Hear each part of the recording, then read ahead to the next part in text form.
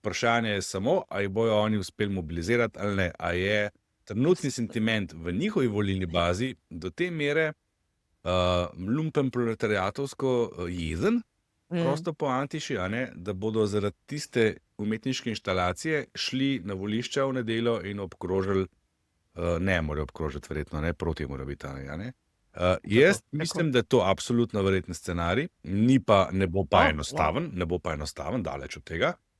Je pa res, da se oni zelo dobro zavedajo, da je tole eno leto pred volitvami največ, lahko je manj, smo rekli.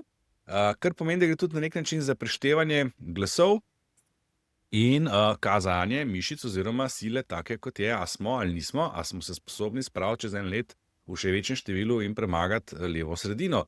In v tem kontekstu bom pa spomnil na na referendum 2021 o vodah, ki je imel takisto vlogo in napovedno moč glede razpleta volitev leto dni kasneje. Tako da po mojem mnenju SDS in kompanija naredili vse, kar bo v njihovi moči, da spravijo vse svoje podpornike na volišča in pridejo do 344 ali koliko točno bo letos kvorum.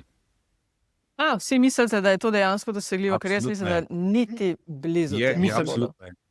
Jaz se strinjam z Andražem, da je to možen scenarij in da je izvedljiv. Je seveda tudi težek, ker zahteva nivo organizacije oziroma tako, nivo učinkovitosti, ki ga na referendumih od desnice nismo bili vajeni. Tudi tistega referenduma voda 2021 je treba pač priznati, da brez nevladnih organizacij same, kaj je že takrat koalicija, ni bila niti slučajno sposobna toliko ljudi pripeljati na volitve.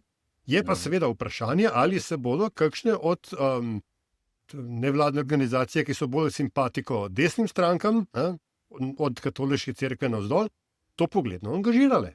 Pa da vidimo. Nataša, spomnite se 2015. V družbi, v petkov prime time na prvem programu nacionalne televizije, da ja pa jade šov, lahko pričakuješ vse. Tudi zmago na takšnem referendumu.